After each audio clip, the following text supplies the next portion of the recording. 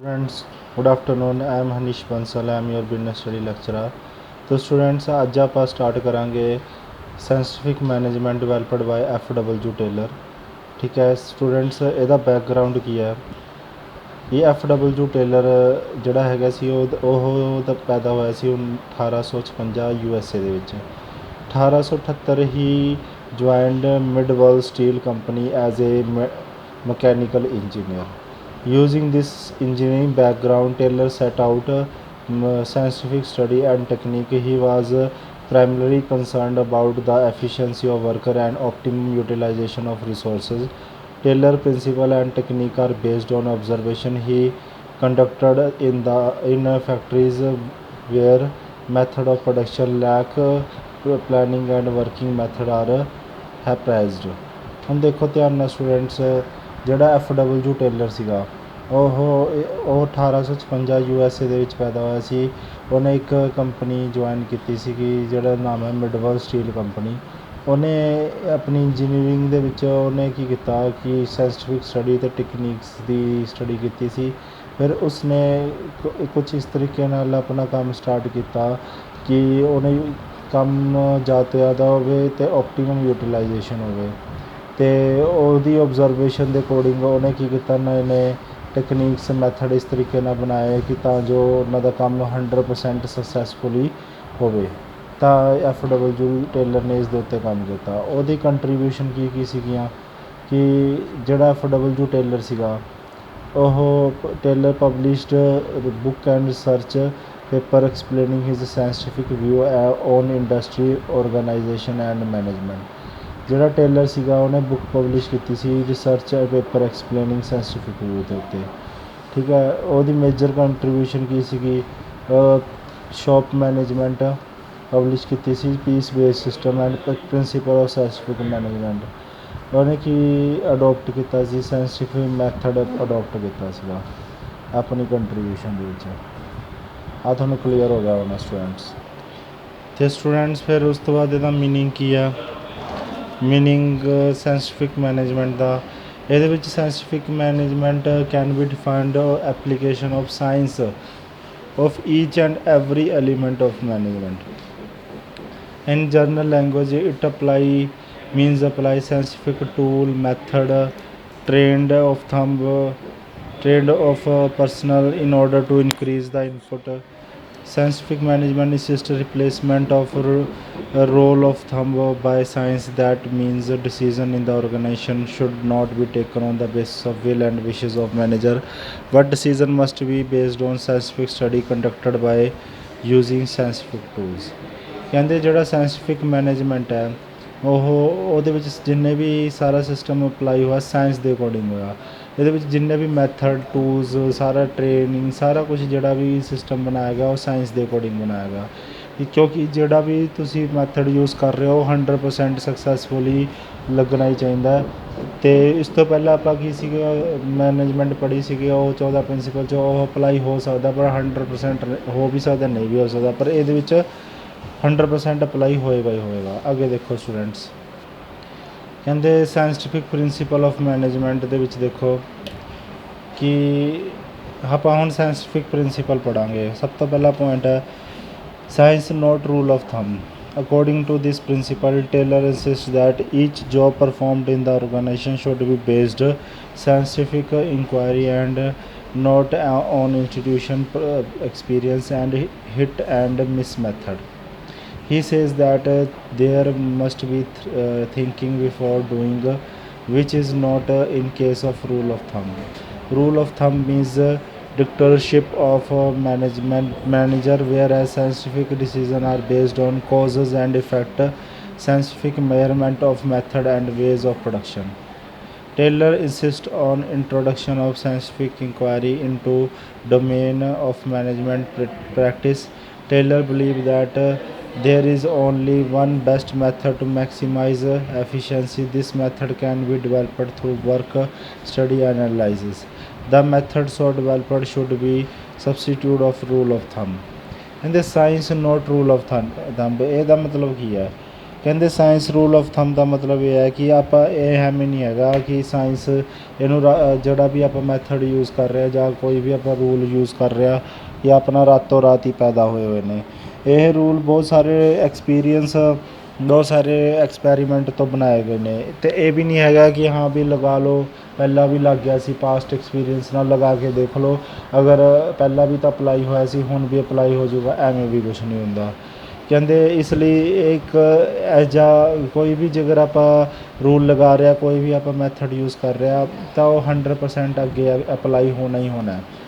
ਜੇਕਰ ਅਪਲਾਈ ਹੋਏਗਾ ਤਾਂ ਉਹ ਸਾਇੰਸ ਹੈ। ਇਸ ਲਈ ਇਹ ਪੁਆਇੰਟ ਹੈ ਕਿ ਸਾਇੰਸ ਹੈ, ਨੋਟ ਰੂਲ ਆਫ ਥੰਬ। ਸਮਝ ਆ ਗਿਆ। ਇਹਦੇ ਬਿਹਾਫ 'ਤੇ ਤੁਹਾਨੂੰ ਕੇਸ ਸਟੱਡੀ ਦੇ ਰੱਖੀ ਹੈ। Rohan is desire of setting up a small factory to manufacture packing materials. He planned to use a logical approach and take every decision with fact and figure, with proper reasoning rather than relying on hit or miss method। ਕਿਹੜਾ point ਆ ਗਿਆ? Science not rule of thumb. ਅੱਗੇ ਦੇਖੋ second point ਆ harmony not discord. According to this principle, those who work together in an organization must work in harmony, that is, with mutual give and take, proper understanding। Generally in every organization there are two group of people, worker group and management group, and both the group work as a rival of each other, as worker always feel that they are underpaid and are overburdened। The worker and management always feel that worker are good for nothing। ठीक है। ਤਾਂ ਹੁਣ tailor insist ਕਰਦਾ ਹੈ ਕਿ there is need for both the group to change their attitude for each other। he insists on mental revolution which give complete change of attitude and outlook of each mental revolution, which means complete change of attitude and outlook for each other। ਹੁਣ ਧਿਆਨ ਨਾਲ ਸੁਣੇ, ਇਹਦਾ ਮਤਲਬ ਕੀ ਹੈ? ਹਾਂ harmony ਹੋਣਾ ਚਾਹੀਦਾ, ਨੋਟ ਡਿਸਕੋਰਡ ਹੋਣਾ ਚਾਹੀਦਾ। ਮਤਲਬ ਹਰ ਚੀਜ਼ ਨਾਲ ਆਪਾਂ ਨੂੰ ਕੀ ਹੈ, give and take the rule ਅਪਣਾਉਣਾ ਚਾਹੀਦਾ। ਮਤਲਬ ਆਪਸ 'ਚ ਪ੍ਰੋਪਰ ਅੰਡਰਸਟੈਂਡਿੰਗ ਹੋਣੀ ਚਾਹੀਦੀ ਹੈ, give and take the rule ਅਪਣਾਉਣਾ ਚਾਹੀਦਾ। ਹੁਣ ਮੈਨੇਜਮੈਂਟ 'ਚ ਦੋ ਟਾਈਪ ਦੇ ਹੁੰਦੇ ਨੇ ਪੀਪਲ, ਇੱਕ ਤਾਂ ਵਰਕਰ ਹੁੰਦਾ, ਇੱਕ ਮੈਨੇਜਮੈਂਟ ਹੁੰਦੀ ਹੈ। ਵਰਕਰ ਇਹ ਸੋਚਦਾ ਹੈ ਕਿ ਮੈਨੂੰ ਜੋ ਕੰਮ ਕਰਾਇਆ ਜਾ ਰਿਹਾ ਬਹੁਤ ਜ਼ਿਆਦਾ ਓਵਰਬਰਡਨ 'ਚ ਕੰਮ ਕਰਾਇਆ ਜਾ ਰਿਹਾ, ਮੈਨੂੰ ਸੈਲਰੀ ਘੱਟ ਦੇ ਦਿੱਤੀ ਜਾ ਰਹੀ ਹੈ। ਪਰ ਜਿਹੜਾ ਮੈਨੇਜਮੈਂਟ ਸੋਚਦਾ ਉਹ ਸੋਚਦਾ ਕਿ ਇਹ ਮਤਲਬ ਇੱਕ ਤਾਂ ਟਾਰਗੇਟ ਕੰਪਲੀਟ ਨਹੀਂ ਹੋ ਰਹੇ ਅਤੇ ਉੱਪਰੋਂ ਵਰਕਰ ਘੱਟ ਕੰਮ ਕਰ ਰਹੇ ਨੇ। ਤਾਂ ਇਹ ਆਪਸ 'ਚ ਕੀ ਹੈ, ਜਿਹੜੀ ਅੰਡਰਸਟੈਂਡਿੰਗ ਆ ਉਹ ਕੀ ਹੈ, ਗੜਬੜਾ ਰਹੀ ਹੈ। ਇਸ ਲਈ ਇਹ ਕੀ ਚੀਜ਼ ਆ ਜਾਂਦੀ ਹੈ ਕਿ ਇਹ 'ਚ ਮੈਂਟਲ ਰੈਵੋਲਿਊਸ਼ਨ ਆਪਸ 'ਚ ਕੀ ਹੋਣਾ ਚਾਹੀਦਾ, ਸੇਮ ਹੋਣਾ ਚਾਹੀਦਾ। ਕਿ ਐਟੀਟਿਊਡ ਮਤਲਬ ਇਸ ਹਿਸਾਬ ਨਾਲ ਰੱਖੋ ਕਿ ਆਪਸ 'ਚ ਇੱਕ ਦੂਜੇ ਨਾਲ ਮਿਲ ਕੇ ਕੰਮ ਕਰੋ ਤਾਂ ਜੋ ਔਰਗਨਾਈਜੇਸ਼ਨ ਦੇ ਗੋਲ ਨੂੰ ਕੀ ਕਰ ਸਕਣ, ਅਚੀਵ ਕਰ ਸਕਣ। ਤਾਂ ਹਮੇਸ਼ਾ ਜਿਹੜਾ ਮੈਨੇਜਰ ਹੈ ਉਹਨੂੰ ਜਿਹੜਾ ਟਰੀਟ ਕਰਨਾ ਚਾਹੀਦਾ ਇੱਕ ਮਤਲਬ ਇੰਪਲੋਈ ਨਾਲ ਪਿਆਰ ਨਾਲ ਟਰੀਟ ਕਰਨਾ ਚਾਹੀਦਾ, ਉਸ ਹਿਸਾਬ ਨਾਲ ਟਰੀਟ ਕਰਨਾ ਚਾਹੀਦਾ ਤਾਂ ਜੋ ਉਹ ਆਪਣਾ ਕੰਮ ਲੈ ਸਕੇ ਅਤੇ ਆਪਣਾ ਅਤੇ ਔਰਗਨਾਈਜੇਸ਼ਨ ਦੇ ਗੋਲ ਨੂੰ ਵੀ ਅਚੀਵ ਕਰ ਸਕੇ। ਹੁਣ ਇਹਦੇ ਨਾਲ ਦੀ ਕੇਸ ਸਟੱਡੀ ਕੀ ਹੈ? ABC limited tyre manufacturing concern has been established for more than 10 years, having made good profit in the past. Company wanted to expand further and hence did not declare bonus for the previous year. The worker got agitated and trade union declared strike। this management ਕਹਿੰਦੇ ਕਿਹੜਾ management ਇਹਦੇ ਅੰਦਰ ਆਉਂਦਾ? Harmony not discord. ਆਪਸ 'ਚ ਮਿਲ ਕੇ ਕੰਮ ਕਰਨਾ, harmony ਦੇ ਅਕੋਰਡਿੰਗ ਕੰਮ ਕਰਨਾ, ਲੜਾਈ ਝਗੜੇ ਨਾ ਕਰਨਾ, ਤਾਂ ਇਹ ਸਾਰਾ ਇਹਦੇ ਵਿੱਚ ਆਉਂਦਾ। ਹੁਣ ਆ ਜਾਂਦਾ ਕੋਰਪੋਰੇਸ਼ਨ ਨੋਟ ਇੰਡੀਵਿਜੂਅਲ। ਇਹ ਵੀ ਹਾਰਮੋਨੀ ਡਿਸਕੋਰਡ ਦਾ ਕੀ ਐਕਸਟੈਂਸ਼ਨ ਪਾਰਟ ਹੀ ਆ, ਮਤਲਬ ਇੱਕੋ ਹੀ ਆ, ਹੈਗਾ extension part. And according to this principle work must be carried on in cooperation with each other, with mutual confidence and understanding for each other। Worker and manager must work in cooperation। The management must take worker in confidence before setting up the standard task for them, because then standard or target are set up in consultation of worker, then they will try to best to achieve। ठीक है। ਹੁਣ ਦੇਖੋ ਹੁਣ to have cooperation management should welcome good suggestion and employee to they should be rewarded for the suggestion. At the same time worker should not go on the strike. ਤਾਂ ਹੁਣ ਦੇਖੋ ਧਿਆਨ ਨਾਲ ਕੋਆਪਰੇਸ਼ਨ ਨੋਟ, ਹੁਣ ਇਹਨੂੰ extend ਕਰਕੇ ਇੱਕ part ਬਣਾਇਆ ਗਿਆ ਕੋਆਪਰੇਸ਼ਨ ਨੋਟ ਇੰਡੀਵਿਜੂਅਲ। ਇਹਦਾ ਮਤਲਬ ਕੀ ਆ, ਕਹਿੰਦੇ ਹਮੇਸ਼ਾ ਜਿਹੜਾ ਕੰਮ ਹੋਣਾ ਚਾਹੀਦਾ ਉਹ ਕੋਆਪਰੇਸ਼ਨ ਨਾਲ ਹੋਣਾ ਚਾਹੀਦਾ, ਮਿਊਚੁਅਲ ਕੋਆਪਰੇਸ਼ਨ ਨਾਲ ਹੋਣਾ ਚਾਹੀਦਾ, ਆਪਸ 'ਚ ਮਿਲ ਕੇ ਕੰਮ ਕਰਨਾ ਚਾਹੀਦਾ ਹੈ। ਅਗਰ ਮੰਨ ਲਓ ਕੋਈ ਵੀ ਦੁਵਿਧਾ ਆਉਂਦੀ ਹੈ ਤਾਂ ਉਹਨੂੰ ਮਿਲ ਕੇ ਸੋਲਵ ਕਰਨਾ ਚਾਹੀਦਾ ਹੈ, ਤਾਂ ਜੋ ਔਰਗੇਨਾਈਜੇਸ਼ਨ ਦੇ ਗੋਲ ਕਦੇ ਖਰਾਬ ਨਾ ਹੋਣ। ਅਤੇ ਅਗਰ ਮੰਨ ਲਓ ਜਿਹੜਾ ਵੀ ਮੈਨੇਜਮੈਂਟ ਹੈ ਇੰਪਲੋਈ ਦੇ ਜਿਹੜੇ ਸੁਜੈਸ਼ਨਸ ਹੁੰਦੇ ਨੇ ਉਹਨਾਂ ਨੂੰ ਵੈਲਕਮ ਕਰੇ।